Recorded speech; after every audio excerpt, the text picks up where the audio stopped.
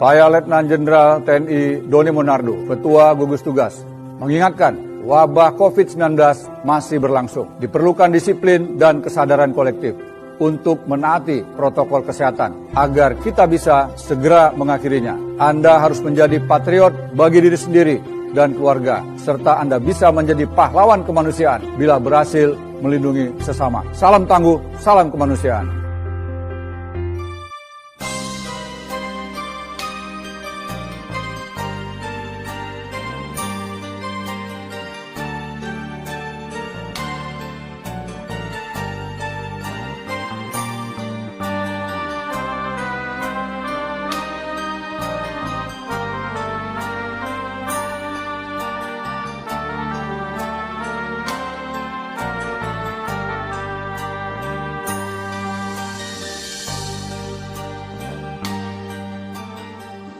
Berbahagialah orang-orang yang menyandarkan hidupnya hanya kepada Allah Subhanahu wa Ta'ala.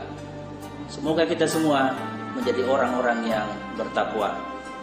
Selamat menjalankan ibadah Ramadan 1441 Hijriah.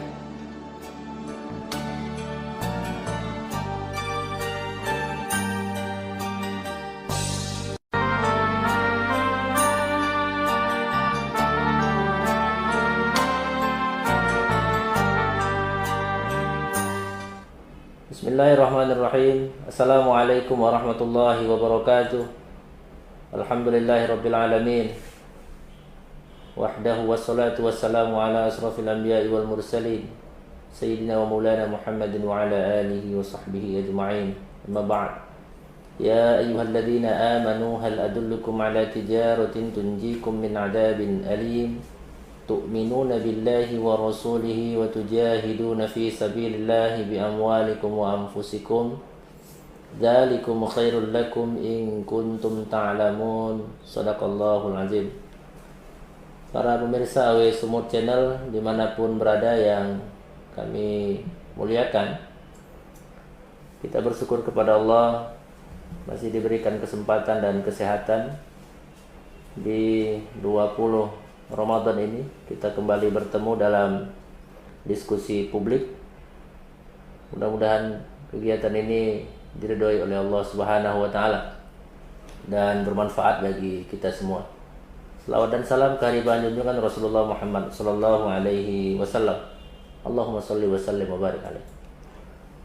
Para pemirsa yang berbahagia, belakangan di media-media sosial kembali viral aksi-aksi penistaan terhadap agama, simbol-simbol agama, atau aktivitas yang mungkin tidak dimaksudkan untuk menista, tapi kemudian kita menangkap signalnya bahwa pekerjaan, perbuatan, dan ucapan orang-orang tersebut kemudian itu menyakiti perasaan umat Islam.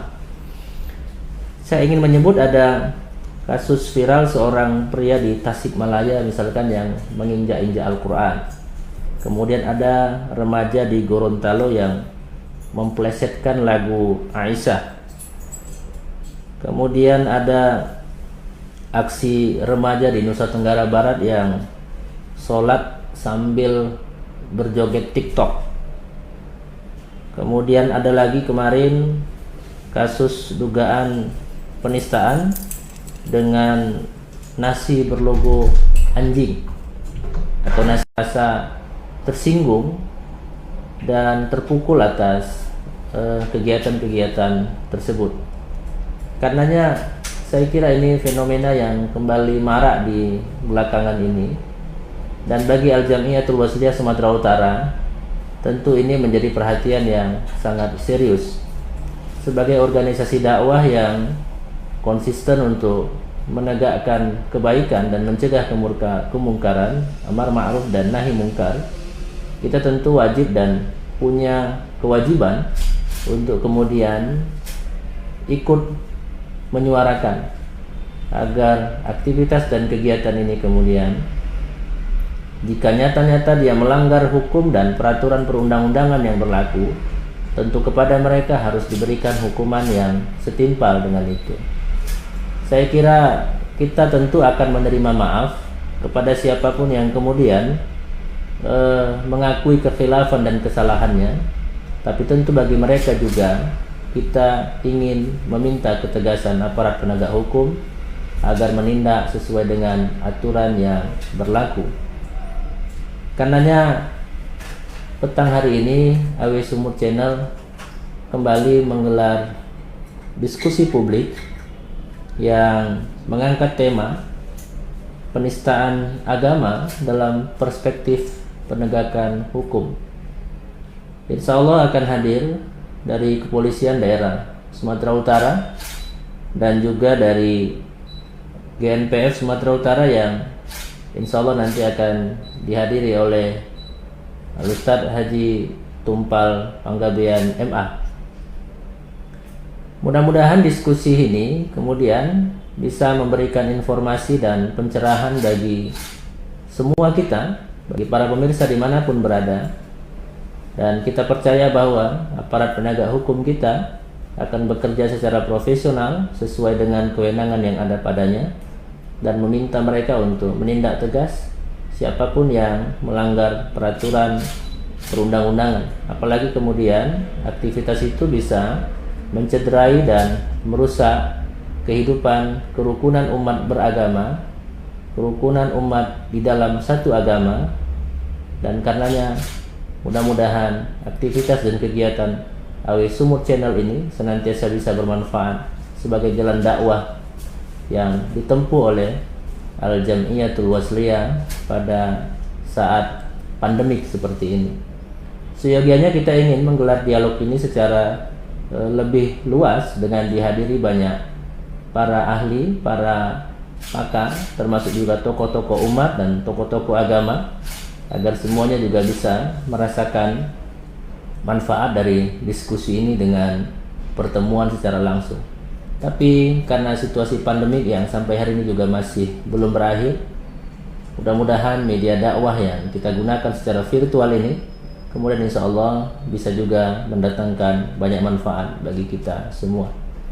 Terima kasih sekali lagi kepada para narasumber yang sudah meluangkan waktu, kesempatan dan ilmunya. Insya Allah mudah-mudahan Allah akan membalas kebaikan kita semua. Kepada Allah saya mohon ampun, dan kepada kita semua saya mohon maaf. Selamat menjalankan ibadah Ramadan, tetap jaga protokol kesehatan. Nasrun minallah wa fathun qarib wa basyiril mu'minin.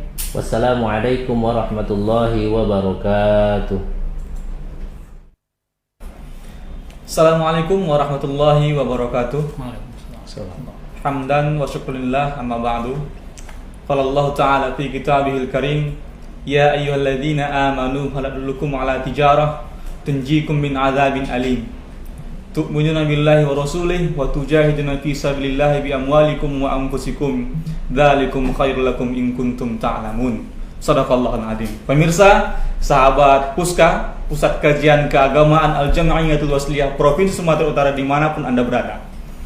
Kembali lagi bertemu dengan saya Indra Utama Tanjung yang akan menggiring acara diskusi kita pada hari ini. Temanya seperti yang tertera pada layar kaca, layar monitor Anda adalah penistaan agama dalam perspektif penegakan hukum di Indonesia. Sebelum kita beranjak kepada materi, pemirsa, kami juga ingin berterima kasih kepada Koordinator Badan Pusat Kajian Keagamaan Al-Jam'iyatul Wasliyah Provinsi Sumatera Utara, pada Bapak Advokat Heru Herianto, SIMH. Beliau adalah kader tulen Al-Jam'iyatul Wasliyah, kader IPA dan Himmah, dan juga hari ini beliau berprofesi sebagai advokat.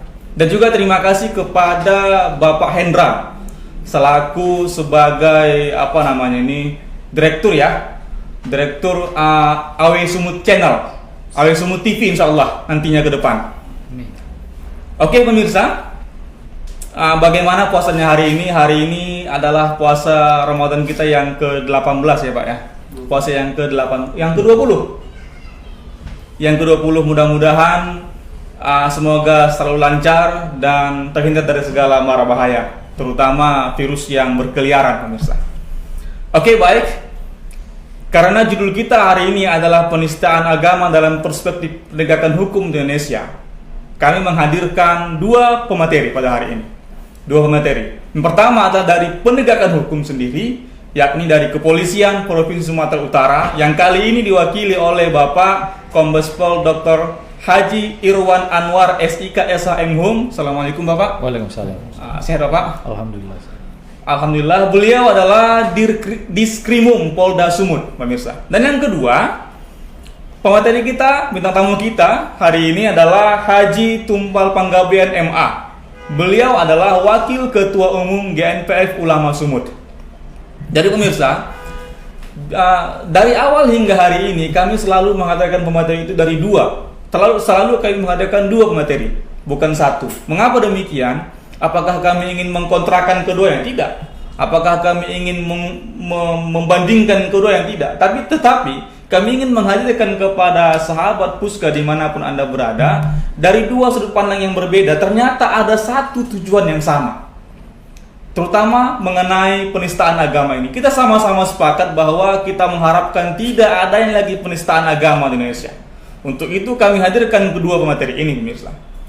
Baik, dari sisi KUHP, kami mengutip dari pasal 304. Bunyinya, setiap orang di muka umum yang menyatakan perasaan atau melakukan perbuatan yang bersifat permusuhan atau penodaan terhadap agama yang dianut di Indonesia dipidana dengan pidana penjara paling lama 5 tahun atau denda paling banyak kategori 5. Kategori 5 ini dendanya itu sekitar 2 miliar, pemirsa. Nah, itu dari sisi KUHP. Dari sisi berbeda, dari sisi hukum Islamnya sendiri, kami mengutip dari firman Allah Subhanahu wa taala, Quran surah Al-An'am ayat 108, yang artinya, dan janganlah kamu memaki sembahan-sembahan yang mereka sembah selain Allah. Artinya jangan pernah umat Islam memaki sembahan-sembahan agama lain, pemirsa. Seperti itu. Nah, nantinya kedua pasal dan ayat nantinya mungkin barangkali akan diperjelas oleh para pemateri kita pada hari ini, pemirsa. Untuk itu, tidak ingin terlalu lama pembukaan ini, langsung saja saya serahkan kepada pemateri kita, bintang tamu kita, Bapak Haji Tumpal Panggabean MA, Wakil Ketua Umum GNPF Ulama Sumut, untuk menyampaikan isi materinya kurang lebih 15 menit. Kami persilakan Bapak. Baik, terima kasih. Assalamualaikum warahmatullahi wabarakatuh. Waalaikumsalam. Alhamdulillahirabbil alamin. Rabbi shrah li sadri wa yassir li amri wahlul 'uqdatam min lisan. Puji syukur kepada Allah Subhanahu wa taala, dalam kesempatan yang berbahagia ini kita bisa berdialog di acara yang disiapkan oleh TV Al-Wasliyah Channel. Insya Allah ke depan akan menjadi TV. Mudah-mudahan ini bisa menambah informasi baru bagi umat Islam khususnya Sumatera Utara, bahwa Al-Wasliyah berkontribusi dalam hal informasi-informasi yang update tentunya, baik itu dalam tataran agama Islam maupun tataran pengetahuan umum tentunya.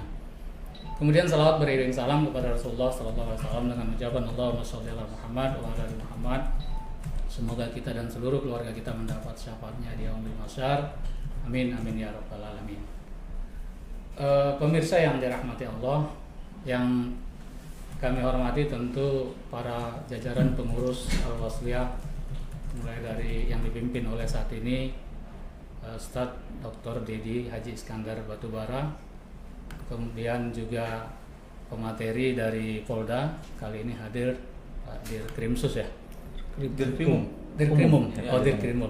Nah, mudah-mudahan beliau juga bisa nanti memberikan pencerahan yang lebih baik terhadap penegakan hukum tentunya. Dalam perspektif Islam, penistaan agama ini final bahwa nggak perlu kita bahas panjang-panjang karena hukumnya halal darahnya. Jadi kalau ini yang mau kita angkat, maka nanti ini berpotensi menjadi pemantik lagi kemarahan sahabat-sahabat, saudara-saudara umat muslim yang sedang meredam rasa marahnya ketika mungkin aduannya belum terproses, ketika mungkin tuntutannya belum tertangani dengan baik dalam versi mereka yang menuntut. Tapi yang paling menjadi catatan bagi kita, penistaan agama ini marak semenjak kasus Ahok. Tidak bisa dipungkiri, kasus Ahok itu adalah pemantik yang sangat dahsyat. Bahkan spektrumnya sampai sekarang nggak hilang.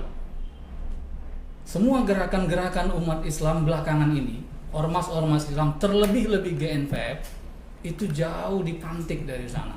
Itu hanya, kalau dari perspektif kami gerakan umat Islam itu sepele, Pak Dir. Ada penanganan yang tidak seimbang. Ketika umat Islam merasa agamanya dilecehkan, kemudian dilakukanlah proses hukum yang berlaku, hukum positif tentunya, maka umat Islam melaporkan saat itu.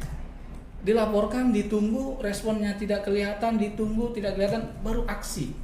Setelah ada aksi, ada pressure, maka mulailah dilihat, mulailah diselidikin. Kemudian, tapi tidak terus juga menghasilkan yang seperti yang diinginkan. Maka pressure itu semakin kuat, tapi pemerintah ketika itu malah sangat kentara keberpihakannya kepada hal-hal sebenarnya yang tidak perlu dilakukan pemerintah. Saya kasihan melihat ketika itu Polri posisinya adalah sangat dilematis. Tapi sayangnya waktu itu Polri hanya diperalat. Cenderung itu yang kami tangkap dalam perspektif kami yang melihat dan mengalami kasus ini. Maka umat Islam ketika itu bersatu, menyatukan semua rasanya, persaudaraannya untuk membela agamanya. Itu yang membuat perasaan umat Islam ini sekarang sangat sensitif kepada penistaan-penistaan ini. Kalau dahulu mungkin ketika ada penistaan masih mudah diabaikan, tapi kalau sekarang begitu muncul penistaan, maka dalam hitungan menit saja maka akan tersebar di medsos, maka akan semua marah. Ketika kemarahan itu dituangkan dalam bentuk yang positif, dilakukan pelaporan, maka sayangnya ini tidak tertangkap kemarahan ini dengan baik oleh teman-teman penegak hukum. Ini yang membuat semakin kemarahan itu akhirnya menumpuk, akhirnya ini ibarat api dalam sekam. Kita masih ingat persis bagaimana kasus Tanjung Balai. Itu hanya hitungan waktu yang sangat singkat, kemarahan itu menumpuk karena sudah ditumpuk selama ini. Begitu kemarahan itu menumpuk, ada pemantiknya lagi, maka dia meledak. Tentu Sumatera Utara adalah daerah yang sangat sensitif ketika berbicara terhadap agama. Ini yang seharusnya menjadi perhatian lebih kepada pihak kepolisian, tentunya agar melakukan langkah-langkah lebih preventif dibanding daerah-daerah lain. Kita menginginkan ada sebuah terobosan baru di kepolisian itu. Ketika ada kasus yang dilaporkan, tidak perlu dengan fisik saja harusnya. Cukup dilaporkan dengan online, dengan website pengaduan, orang melapor, kirim gambarnya, kirim buktinya, maka kepolisian harus bisa mengejarnya, menindaknya sebelum ini lebih tersebar di masyarakat. Ketika ini tersebar di masyarakat, tapi belum ada tindakan dari kepolisian, maka inilah yang menjadi potensi pemantik di kemudian hari. Apalagi kalau sudah dilaporkan, tidak ada kasus, tidak ada penyelesaiannya, tidak ada pemanggilan dan tidak ada pemeriksaan, hanyut begitu saja. Ini akan tentu menjadi sangat disayangkan oleh kita umat Islam kepada penegak hukum. Kita sangat berharap ada upaya lebih dibanding daerah-daerah yang tidak sesensitif Sumatera Utara. Sumatera Utara ini kalau terjadi kerusuhan antar agama, maka ini chaosnya sangat besar dampaknya. Jadi maka kami dari GNVF selama ini melakukan komunikasi intens dengan ormas-ormas yang ada di Sumatera Utara. Kita tidak ingin teman-teman ormas lain itu terpancing lalu melakukan tindakan-tindakan yang anarkis. Tentu ini sangat merugikan kita umat Islam. Semarah apapun kita, sebenci apapun kita kepada penista itu, tapi ada salurannya yang harus kita lakukan secara positif. Biar kita beri kesempatan penegak hukum untuk menanganinya dengan baik. Tapi kalau penegak hukum tidak bisa menanganinya dengan baik, ya kita harus turun ke jalan untuk melakukan pressure. Karena turun ke jalan itu adalah bagian yang masih dibolehkan dalam undang-undang. Jadi jangan marah kalau umat Islam turun ke jalan beramai-ramai menuntut penista tadi. Karena itu dibolehkan dalam undang-undang. Nah, kemudian kalau juga turun ke jalan juga tidak ada tanggapan, maka ini akan menjadi semakin panas dan inilah yang akan berpotensi menjadi konflik sosial. Catatan terpenting kami adalah terkait penegakan hukum ini adalah penegak hukum harus melakukan langkah-langkah yang konkret dan cepat. Karena informasi yang beredar itu secepat medsos itu. Kita nggak bisa hitung hari, hitung menit bahkan. Pada saat yang bersamaan begitu satu di-share, maka ribuan juga ter-share, maka mungkin puluhan ribu ter-share, maka mungkin akan jutaan ter-share. Pada saat yang sama, emosi, semua yang mendapatkan itu emosi. Siapa yang nggak emosi ketika agamanya dihina? Siapa yang nggak emosi ketika rasulnya dicaci maki? Panutannya dikata-katain dengan tidak baik? Pastilah terpancing emosinya. Sebejat apapun akhlak dia, tapi ketika menyentuh agamanya, maka dia akan marah semarah-marahnya. Maka ini harus ditangkap positif oleh penegak hukum. Ketika ada laporan, harusnya tidak berbentuk laporan saja. Begitu ada itu di media sosial itu muncul, maka ada langkah preventif yang dilakukan oleh pihak kepolisian. Jadi kami dari GNPF Ulama Sumatera Utara khususnya, tapi umat Islam Sumatera Utara sangat menginginkan ada upaya baru dari Polda khususnya membuat sebuah penanganan cara baru yang cepat dan tanggap terhadap pengaduan-pengaduan kasus penista agama. Tidak hanya untuk umat Islam. Ketika agama lain juga dinista, lakukan hal yang sama. Islam itu hanya menuntut keadilan. Keadilan itu dilakukan. Ketika keadilan itu dilakukan, Islam akan tenang. Kita nggak akan menuntut dengan cara agama kita, dengan hukum Islam. Dengan kalau ini yang kita lakukan, maka selesai sudah. Banyak para mujahid yang siap untuk eksekusinya.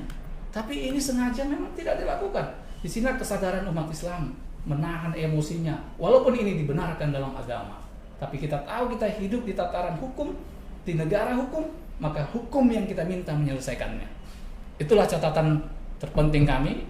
Di sini ada Pak Dir, mungkin Pak Dir bisa nanti menangkap banyak hal yang kalau kita lihat satu persatu case banyak.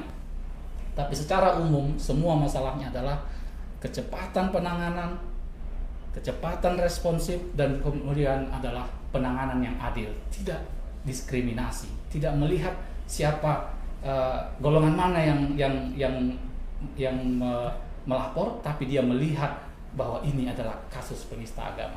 Demikian mungkin sementara pengantar diskusi kita. Assalamualaikum warahmatullahi wabarakatuh. Waalaikumsalam warahmatullahi wabarakatuh. Baik, terima kasih Bapak Haji Tumpal Panggabean. Cukup lugas, cukup tegas sekali materi yang disampaikan. Pemirsa, kami mengutip pendapat Ar-Razi tahun 1985.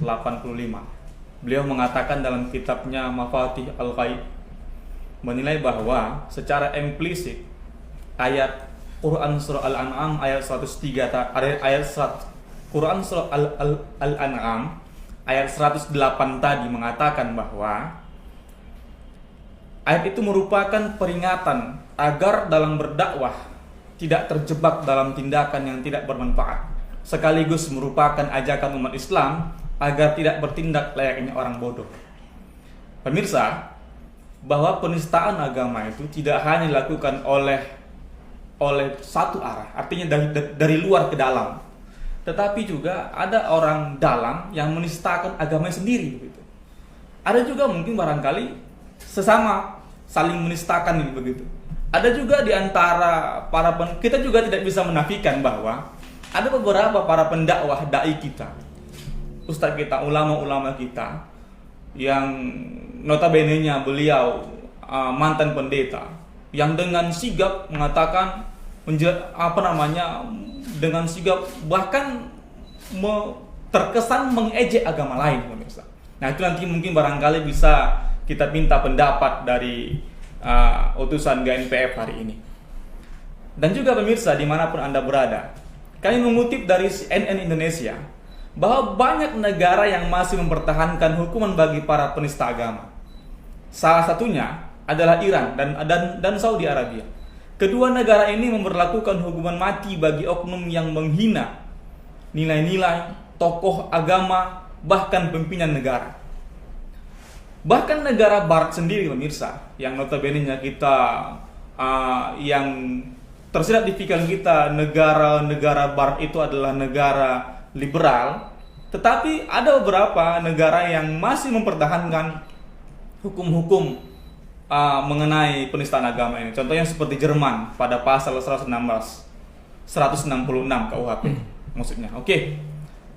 Untuk itu pemirsa, tidak perlu perpanjang kalam lagi. Mungkin langsung saja kami serahkan kepada materi yang kedua, Bapak Diskrimum Polda Sumut, Bapak Haji Irwan Anwar. Kami silakan Bapak. Baik, terima kasih. Assalamualaikum warahmatullahi wabarakatuh. Pada kesempatan ini kami dari Polda Sumatera Utara sangat berterima kasih diberikan waktu dan kesempatan untuk hadir di lokasi ini, di tempat ini untuk melaksanakan diskusi terkait dengan dialog publik penistaan agama dalam perspektif penegakan hukum di Indonesia. Mungkin kami tambahkan dalam kacamata polisi, selain penegakan hukum adalah untuk dalam rangka pemeliharaan Kamtibmas. Bapak-bapak dan ibu-ibu yang berada di studio maupun pendengar sekalian, dalam kacamata tugas Polri, kes-kes penghinaan terhadap agama atau tokoh agama atau terhadap artefak yang bernuansa keagamaan itu sangat menjadi prioritas. Kenapa? Karena case ini walaupun awalnya hanya melibatkan 1-2 orang, kemudian gelindingannya bisa kemudian mengakibatkan terjadinya kerusuhan, menjadi chaos seperti yang pernah terjadi di wilayah kita di Sumatera Utara, khususnya di Asahan ya? Ya, Tanjung Balai pada tahun 2016 silam. Catatan saya, alhamdulillah bahwa pasca kejadian di Tanjung Balai, khususnya di wilayah hukum Sumatera Utara ini, tidak pernah ada lagi kasus-kasus yang berbau penistaan agama. Namun yang menjadi poin kita bahwa walaupun kejadian penistaan itu tidak terjadi di wilayah hukum Sumatera Utara, namun dampaknya juga bisa terjadi di wilayah kita. Kira-kira begitu. Terkait dengan apa yang disampaikan oleh moderator tadi, KUHP yang disampaikan tadi itu KUHP, RUU KUHP ya, belum disahkan. Ya, jadi yang sekarang ini yang menjadi acuan ketika terjadi penghinaan terhadap agama, terhadap golongan tertentu dan masyarakat tertentu adalah KUHP yang berlaku, yaitu pasal 156. Ya, ketika dia terjadi kepada kelompok golongan tertentu itu diterapkan pasal 156. Kalau terhadap agama tertentu maka acuannya kepada pasal 156 ayat 1. 156 huruf A, ya, huruf A di KUHP. Pada kesempatan ini saya ingin menjelaskan juga terkait dengan aturan hukum. Terhadap penghinaan itu bisa ditujukan kepada pribadi, bisa kepada penguasa, bisa kepada suku dan etnis tertentu, agama dan antar golongan. Jika penghinaan terhadap pribadi itu acuannya kepada pasal 310 atau 311 KUHP. Ini adalah delik aduan. Penyidik atau Polri bisa melakukan aktivitas penyidikannya berawal dari adanya aduan atau laporan. Berbeda dengan penghinaan terhadap penguasa, suku, etnis, agama, dan antar golongan. Itu adalah delik murni. Sama dengan misalnya kasus pembunuhan, kasus pencurian, dan lain-lain sebagainya. Tidak perlu ada laporan. Ya. Ketika polisi mengetahui terjadi perbuatan penghinaan terhadap penguasa, suku, ras, etnis, agama, dan antar golongan, maka tidak perlu tunggu laporan lagi. Kira-kira begitu. Terhadap penguasa itu bisa diterapkan pasal 208 dan 207 KUHP. Terhadap suku, suku dan etnis itu selain dikenakan pasal Undang-Undang ITE pasal 28 informasi dan transaksi elektronik, juga dapat dikenakan aturan sesuai dengan pasal 16 Undang-Undang Anti Diskriminasi, Undang-Undang Nomor 40 tahun 2008. Itu juga delik murni, delik biasa. Sama juga dengan penghinaan terhadap agama dan antar golongan, semua adalah delik murni. Penyidik atau anggota polisi bisa melakukan upaya kepolisian dalam rangka penegakan hukum dan pemeliharaan Kamtibmas tanpa menunggu laporan dari masyarakat. Itu terkait dengan aturan hukum. Selain itu, yang perlu saya sampaikan di sini adalah seperti yang disampaikan oleh moderator tadi, bahwa aturan-aturan ini sudah diadopsi di dalam rencana Undang-Undang KUHP. Ya, seperti dicontohkan tadi di beberapa negara lain itu masih tetap ada. Nah, kita di Undang-Undang yang berlaku sekarang, aturan ini masih ada, dan dalam RUU KUHP juga tetap ada di pasal 304 tadi sudah disebutkan sampai dengan 307 kalau tidak salah. Kemudian selain itu ada Dekret Presiden Nomor 1 PNPS tahun 1965 tentang pencegahan penyalahgunaan dan atau penodaan terhadap agama. Ini juga menjadi piranti dalam melakukan penegakan hukum. Tentu ini semua adalah turunan dari undang-undang kita, dari konstitusi, di mana disebutkan dalam pasal 29 Undang-Undang Dasar Negara Republik Indonesia bahwa negara Indonesia dilandasi oleh ketuhanan yang Maha Esa. Itu aturan-aturan hukumnya, Mas. Kemudian wadahnya, selain wadah penegakan hukum, juga ada wadah yang dibentuk oleh pemerintah untuk, ya mungkin bahasa saya semacam cooling system. Pemerintah membentuk Majelis Ulama Indonesia, MUI. Itu semua diperuntukkan untuk bagaimana mengelola agar kehidupan beragama di Indonesia bisa berjalan aman dan tertib. Satu lagi, yakni ada surat keputusan bersama antara Kementerian Agama dan Kementerian Dalam Negeri yang mengeluarkan surat bagaimana tentang tata cara mendirikan rumah ibadah. Karena harus kita maklumi bahwa proses pendirian rumah ibadah ini di beberapa titik di wilayah negara Republik Indonesia ini juga sering menjadi persoalan tersendiri. Ya. Selanjutnya poin yang ingin saya sampaikan adalah saya terima kasih tadi sudah disampaikan ada kasus-kasus yang sudah terjadi sebelumnya. Itu akan terima kasih koreksi terhadap kinerja kepolisian.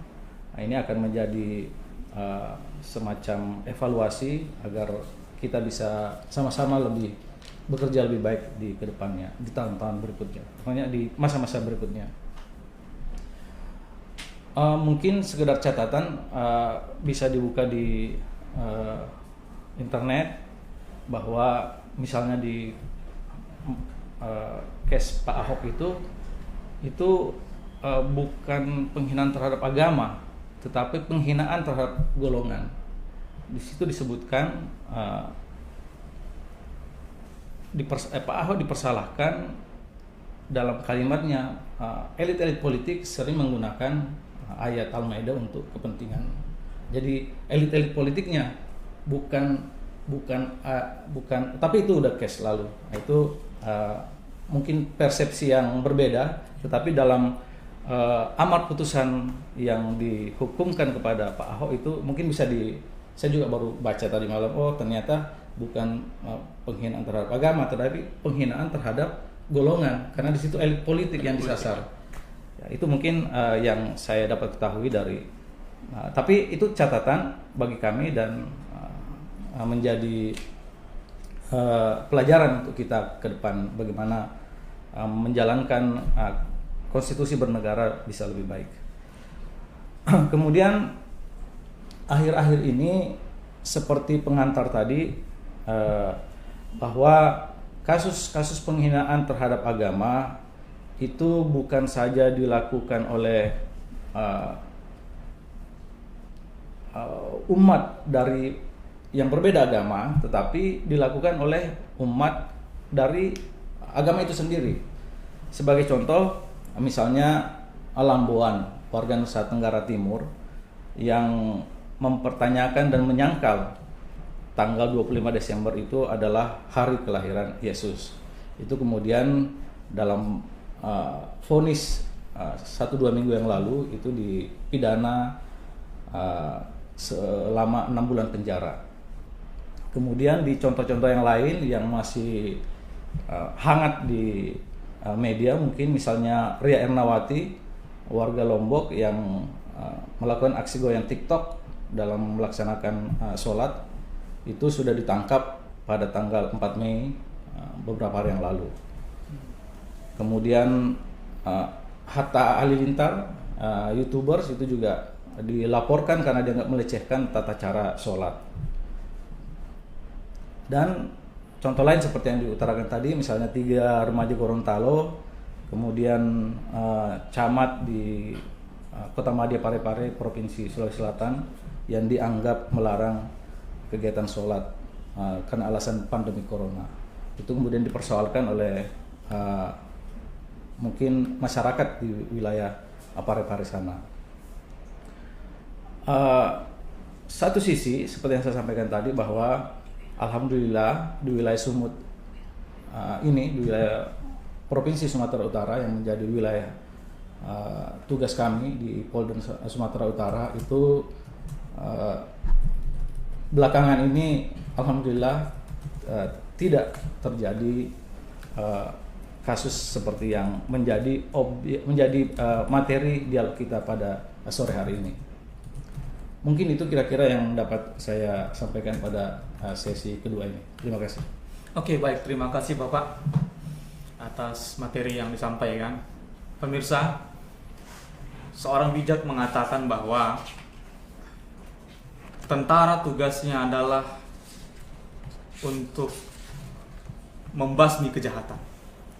Polisi tugasnya adalah untuk menghukum kejahatan.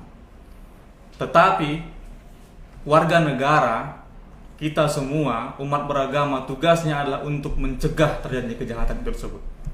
Jadi tidak ada istilah saling lempar bola panas di sini. Oke, baik pemirsa. Beberapa kasus yang cukup nyentrik mengenai penistaan agama ini, beberapa di antaranya adalah yang tak bisa kita pungkiri. Kasus yang pertama kali nyentrik itu adalah kasusnya Ahok, demo 4 November 2016 hingga terjadinya 212 dan lain sebagainya. Yang pada akhirnya kasus tersebut ditunggangi oleh beberapa elit politik, bahkan hingga sampai kepada pilkada, pemirsa. Dan tak terkecuali juga di Sumatera Utara. Kedua, ada ibu-ibu di Tanjung Balai yang mengaku terganggu akibat suara azan, akhirnya dipenjara 1 tahun 6 bulan. Ketiga, kasus Bu Sukmawati yang membandingkan Nabi Muhammad SAW dengan ayahnya Soekarno, dan itu dapat diselesaikan dengan video klarifikasi, artinya tidak dihukum. Begitu juga dengan Andre Taulani yang cukup dengan silaturahmi ke kantor Majelis Ulama Indonesia, selesai perkara. Nah, bagaimana dengan yang lain, pemirsa? Artinya di satu sisi kita terlalu kuat untuk menekan, tetapi di sisi lain kita terlalu seakan-akan melonggar-longgarkan seperti itu.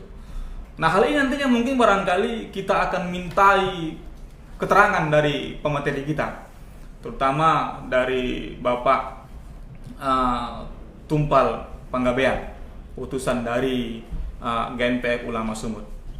Oke Bapak, ada pertanyaan ini dari netizen kita yang sudah kita kumpul. Bagaimana pendapat Bapak? Ini pertama kepada Bapak Tumpal dulu nih. Mengenai seorang dai, seorang penceramah, seorang pendakwah, mantan pendeta yang suka sekali menghina agama lain.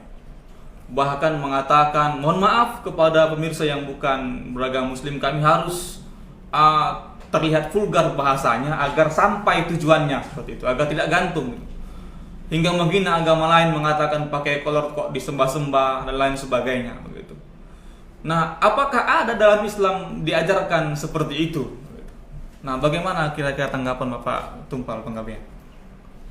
Baik, pemirsa yang dirahmati Allah, tentu sangat kita sesalkan kalau ada dai lalu di dalam ceramahnya dia menghina agama lain oleh karena mungkin dia adalah mu'alaf, pernah beragama tersebut dan dia tahu persis mungkin semua aturan di agama itu secara detail, lalu sekarang dia bandingkan dengan agama barunya, lalu terkesan menghina agama sebelumnya. Tentu ini adalah hal yang tidak dibenarkan dimanapun. Di dalam Islam pun tidak dibenarkan bahwa dai itu harus bisa menyampaikan kebenaran dalam arti kata yang harus menyejukkan dan betul-betul bisa mengakvis semua orang. Bukankah Al-Quran itu diturunkan adalah untuk menjadi petunjuk, hudal linnas. Lalu kalau Al-Quran itu tidak pernah menghina agama lain, lalu kenapa kita selaku penceramah, selaku wakil yang menyampaikan, terlalu berani kita menghina agama orang lain?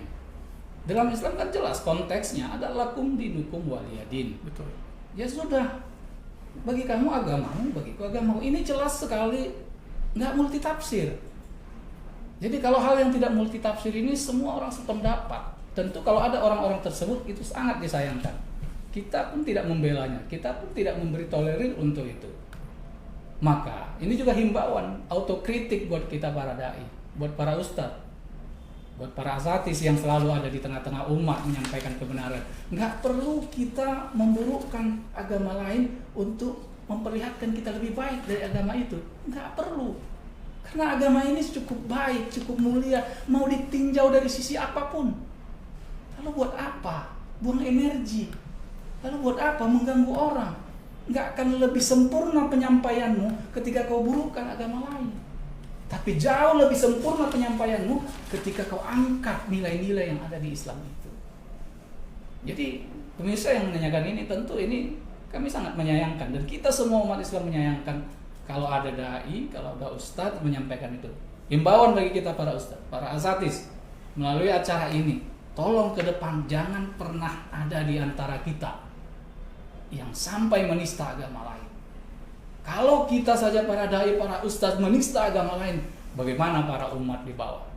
Kita kan tugas kita memberikan pencerahan kepada umat-umat muslim agar mereka bisa menjalankan agama ini dengan baik tanpa mengganggu agama lain. Agar mereka bisa menjalankan syariat ini dengan baik tanpa menjelekkan syariat orang lain. Karena bagi kita ada lakum dinukum waliyadin, pagar yang sangat tegas dan jelas.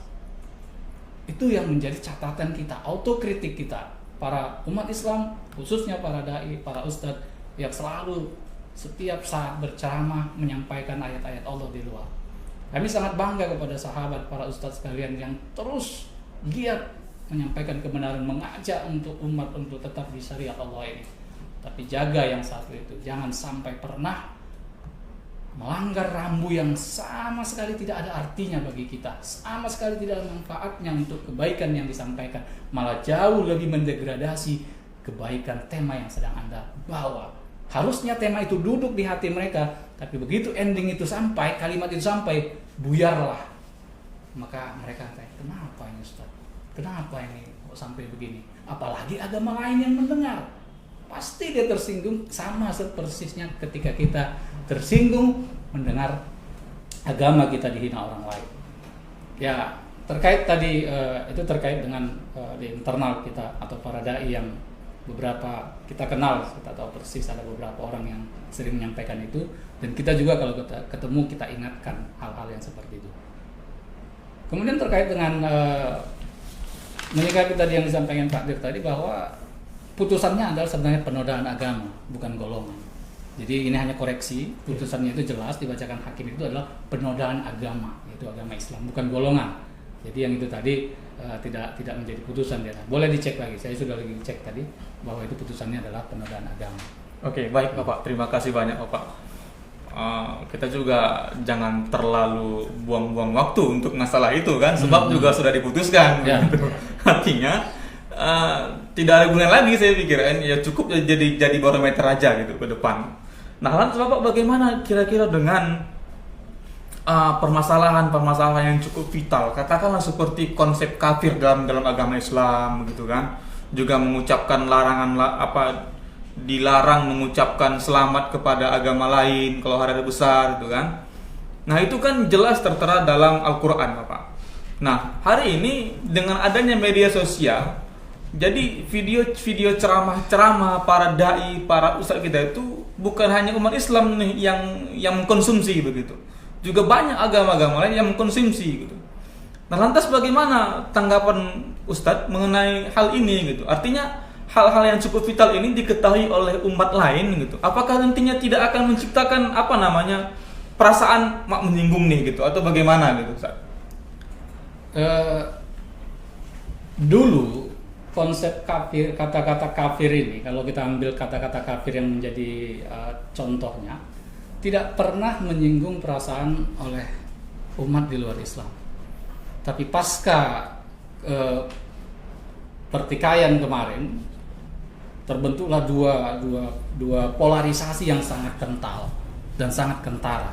Ini yang menyebabkan akhirnya sensitivitas di dua belah pihak ini sangat tinggi. Kalau dulu toleransinya yang sangat tinggi, sehingga begitu ada orang salah udah tutup, lupakan, jangan disebar. Jadi kita sebenarnya juga bagian dari yang memantik emosi itu.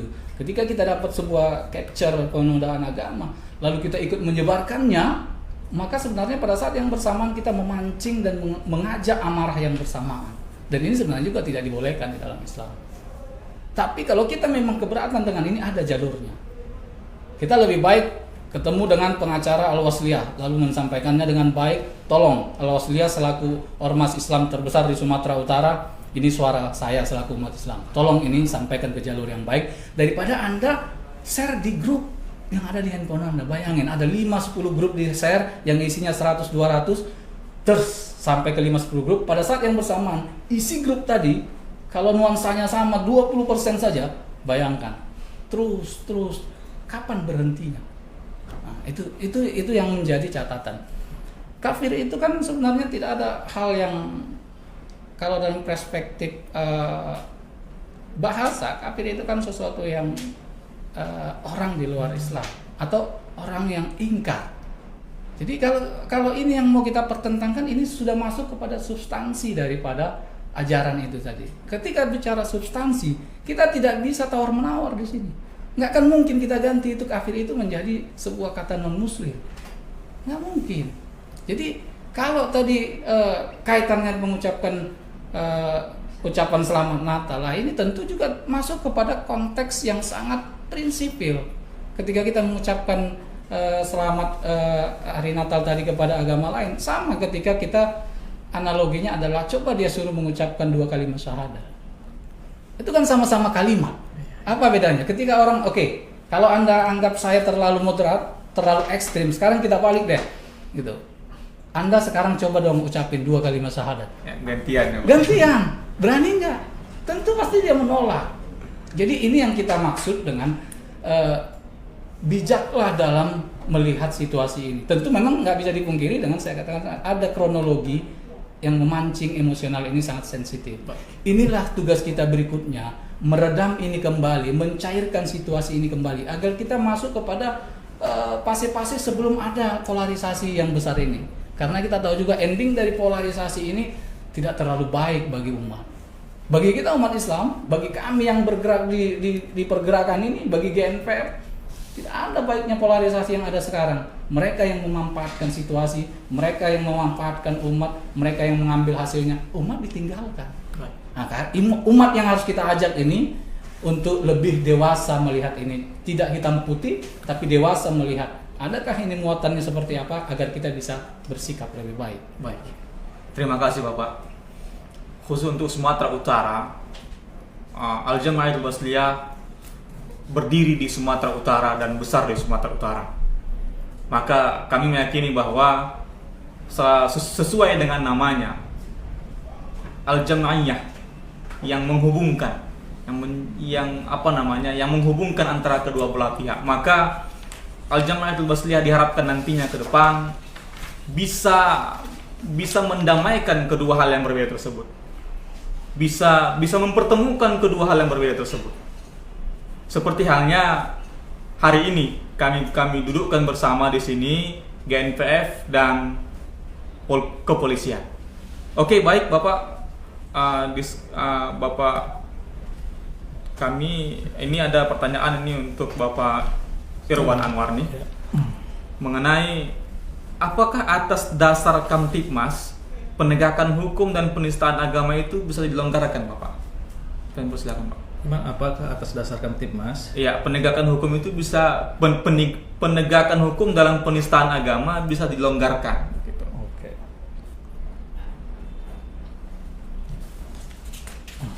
Baik, terima kasih. Dalam konsep hukum yang berlaku di negara kita itu harus kita akui ada yang ujungnya sampai ke pengadilan, dihukum, kemudian dilakukan pembinaan di lembaga pemasyarakatan, kemudian kembali lagi ke masyarakat, hidup normal seperti biasa. Ada juga yang kemudian dilakukan pembinaan lebih awal tanpa melalui tahapan-tahapan yang dimaksud. Nah, itu juga kemudian dikembalikan kepada masyarakat, tapi sepenuhnya atas kesepakatan para pihak. Misalnya terjadi kasus penganiayaan misalnya antara A dan B, kemudian sambil jalan penanganan kasusnya mereka kemudian melakukan perdamaian, itu memang agak longgar dalam artian ketika manfaat perdamaian situ sudah tercapai, itulah kemudian menjadi hukum bagi mereka, aturan hukum bagi mereka berdua, bagi kedua belah pihak, bahwa case ini sudah dianggap selesai. Kembali kepada topik, misalnya penistaan terhadap agama juga tidak kurang-kurang. Misalnya case yang di Nusa Tenggara Timur itu seorang tokoh agama di sana mengatakan dalam case seperti si anak ini bukan penegakan hukum yang diperlukan, tetapi edukasi. Case yang di Parepare misalnya terhadap ibu camat itu juga mendapatkan pembelaan dari Ketua MUI Provinsi Sulawesi Selatan bahwa apa yang dilakukan oleh sang camat itu benar. Jadi longgar atau tidak longgarnya tergantung kesepakatan para pihak yang berselisih dalam case apapun. Misalnya yang masih dalam batas toleransi untuk dilakukan yang namanya restoratif justice, penyelesaian hukum di luar pengadilan. Mungkin kira-kira itu poinnya. Jadi artinya Pak, tidak semua kasus penistaan agama itu harus diselesaikan di pengadilan begitu Pak ya? Dalam banyak kasus, bukan hanya soal penistaan agama, itu ada yang diselesaikan melalui jalur pidana, ada juga yang tidak. Sepanjang misalnya pelapor keberatan untuk dilakukan menuntut agar case itu dilanjutkan sampai ke pengadilan, maka itulah yang akan ditempuh. Oke. Seperti itu, oke, baik Pak. Lantas Pak, ini ada juga lagi pertanyaan. Jika dilihat secara seksama, kasus penistaan agama ini mencuatnya dari media sosial, sehingga mudah sekali viral. Bagaimana jika ada orang yang menyebarkan kasus penistaan agama? Apakah ia juga bisa dihukum atau bagaimana? Sebab ada kita lihat di berita, salah seorang dosen yang menyebarkan video penistaan agama yang tersandung kasus Undang-Undang ITE, menyebarkan kebencian. Ya. Nah, ini bagaimana tanggapan Bapak mengenai hal ini? Baik, penghinaan terhadap agama, penghinaan terhadap orang, penguasa, antar golongan, suku, ras, etnis dan sebagainya itu bisa terjadi di dua area. Bisa terjadi di area offline di kehidupan di masyarakat, bisa terjadi di dunia maya. Oke. Ya. Dan semua bisa diproses. Ada aturan hukum yang melakukan penistaan terhadap pribadi penguasa suku, etnis dan antar golongan agama termasuk di sini. Yang terjadi di dunia offline itu ada hukumannya. Berikutnya yang terjadi di dunia maya juga ada hukumannya, ada aturan hukumnya. Jika terjadi di dunia maya, maka yang diterapkan adalah undang-undang ITE. Semisal begini, saya di tempat ini melakukan perbuatan penyebaran atau penistaan terhadap agama, kira-kira begitu. Kemudian ada satu atau dua orang yang kemudian mengambil gambar, memvideokan, kemudian memviralkan. Nah, maka saya dapat dijerat dengan undang-undang di offline ya, yang menyebarkan melalui internet itulah yang kemudian dikenakan undang-undang ITE. Artinya yang menyebarkan juga bisa kena. Iya, betul, menyebarkan. Oke, baik. Terima kasih Bapak atas keterangannya. Ini kita kembali lagi kepada Bapak Tumpal Panggabean nih. Mengenai GNPF ini. Ini ada netizen kita yang bertanya, Pak. Ini sebenarnya cukup cukup keras kalau menganggap ini. Cuma ini harus kami sampaikan, Pak. Bagaimana harus kami sampaikan seperti itu. Ya.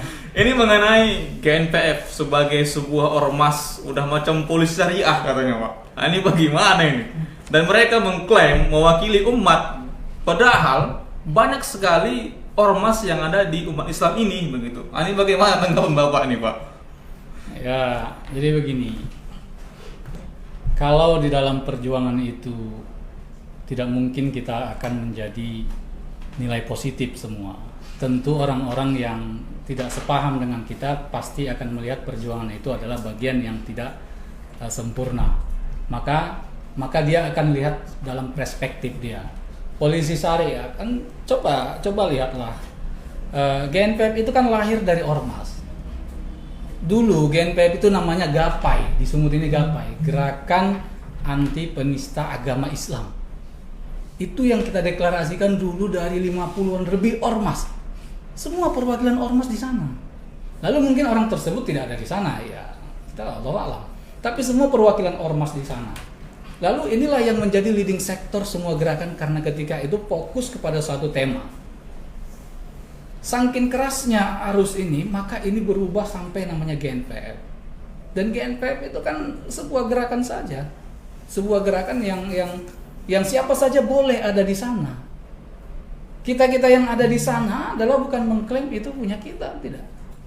Justru kita mengajak dalam setiap aksi, setiap kegiatan kita mengajak seluruh umat Islam. Ayo, gitu loh. Kalaupun di sini tidak sempurna, ayo kita sempurnakan. Tidak semua Al-Wasliyah saja yang begitu lama dan begitu tua. Anda lihat sendiri bagaimana dinamikanya. Apalagi GNPF yang baru seumur jagung, langsung naik ke posisi yang diperhitungkan ketika itu di dalam gerakan. Nah, tapi ini tentu menjadi tantangan bagi kita. Saudaraku yang menyatakan hal tersebut, kami undang saudara untuk datang ke GNPF. Ayo kita barengan. Ayo sampaikan apa hal yang menurut Anda tidak baik, tapi kita sampaikan di dalam, bukan di luar. Ayo, bawa tuh, mau berapa bab buku kesalahan yang menurut Anda lihat dari gerakan ini. Itu sarana bagi kita untuk memperbaiki gerakan.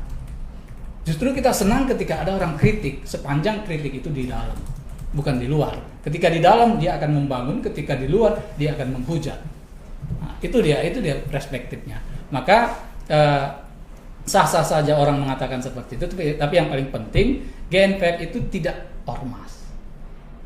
GNPF itu hanya nama yang dideklarasikan dari golongan-golongan ormas. Tidak ada akte pendiriannya. Jadi apa namanya, Pak, kalau bukan ormas? Ya komunitas kah, perkumpulan atau bagaimana? Katakanlah kalau dia sekber, atau katakanlah dia kalau di perusahaan dia namanya mungkin holding, tapi dia tidak punya legalitas hukum. Tapi orang-orang yang mewakili ormas-ormasnya ketika berkumpul bersama, ayo, kan nggak mungkin kita bawa nama Al-Wasliyah. Di situ dulu ada Al-Wasliyah, ada Muhammadiyah, ada NU, ada PII, ada HMI Muda, ada semua hampir gerakan itu ada di sana. Lalu pakai nama apa nih? Ya sudah, kita ambil saja nama baru yang bisa mengakomodir semua elemen yang ada. Makanya waktu itu kita ambil GAPAI. Oke, baik. Lantas Pak, bagaimana anggapan misal GNPF kan bukan ormas, bukan organisasi kemasyarakatan, kok malah katakanlah mendesak para penegak hukum nih gitu. Nah, akte pendiriannya nggak ada. Itu bagaimana, Pak? Ya, begini. Ketika orang lain diam, ketika ormas-ormas lain diam, maka siapa yang harus bersuara? Kenapa negara ini carut marut? Karena orang-orang baik ini selalu diam. Jadi orang-orang baik ini kalau diam terus, maka jangan pernah komplain kalau negara tidak baik. Karena Anda saja diam. Jadi butuh orang-orang baik bersuara, menyampaikan pendapat agar orang-orang melihat ada solusi. Oke, baik. Ya. Berarti Pak, atas dasar atas dasar kebutuhan tadi sehingga GNPF yang ilegal ini jadinya tidak terfokuskan ke situ jadinya gitu, atau bagaimana Pak? Artinya ini nggak ada akte pendirian nih gitu, ilegal nih berarti kalau gitu. Itu bagaimana Pak? Dalam perspektif hukum, kalau bicara organisasi secara hukum administratif, ya dia tidak punya akte pendirian. Tapi ketika ditelisik lebih jauh, dia bagian dari ormas-ormas di lain tempat yang bergabung gitu loh. Tadinya gerakan ini kan tidak disangka sebesar ini. Kita hanya fokus waktu itu menyelesaikan agar ada penindakan hukum yang adil. Oke, baik. Artinya GNPF ini adalah perhimpunan dari berbagai macam ormas begitu, Ya, Pak. ya. Atau juga mungkin barangkali ini sebagai pembenteng bahwa kalau nanti pemerintah ingin membubarkan tidak bisa gitu, karena tak ada yang perlu dibubarkan. Itu bagaimana gitu? Ya, tentu kita juga memahami bagaimana cara berorganisasi, karena ini semua kan backgroundnya organisasi. Tapi satu hal yang harus dicatat adalah ketika tidak ada ormas atau elemen muslim yang bergerak, GNPF ada di depan.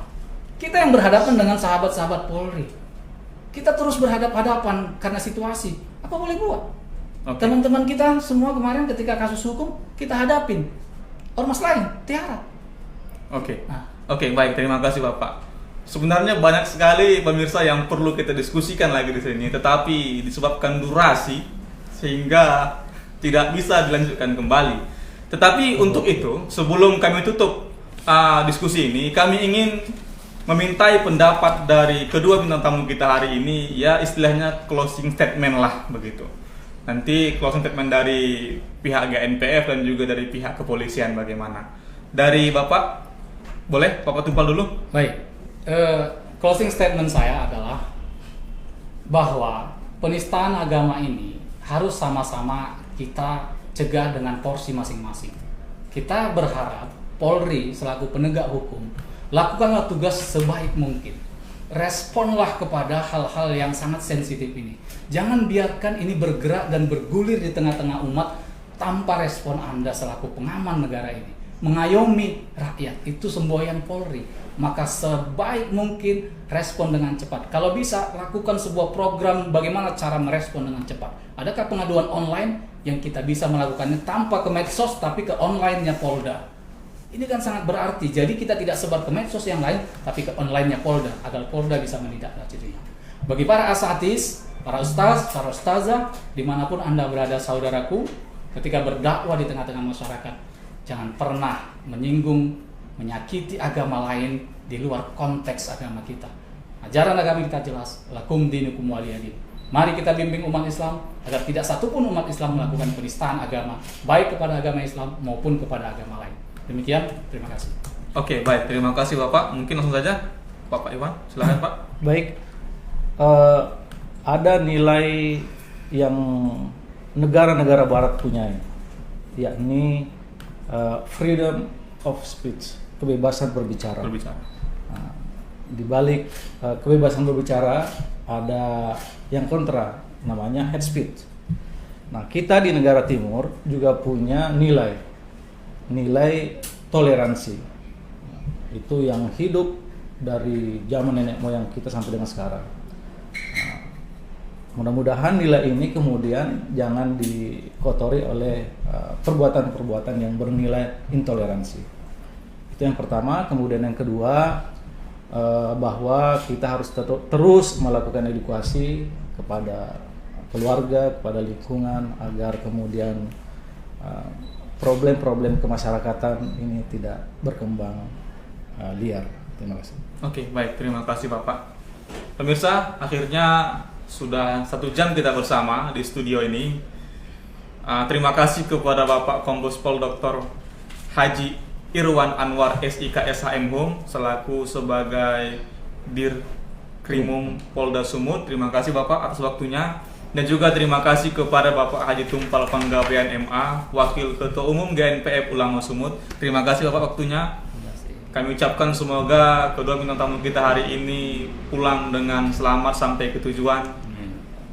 Dan pemirsa, akhirnya cukup sekian pertemuan kita hari ini. Saya Indra Utama Tanjung dan kru yang bertugas mengundurkan diri. Nasrul minallah, wa fathuhum qarib, wa basyiril mu'minin. Wassalamualaikum warahmatullahi wabarakatuh.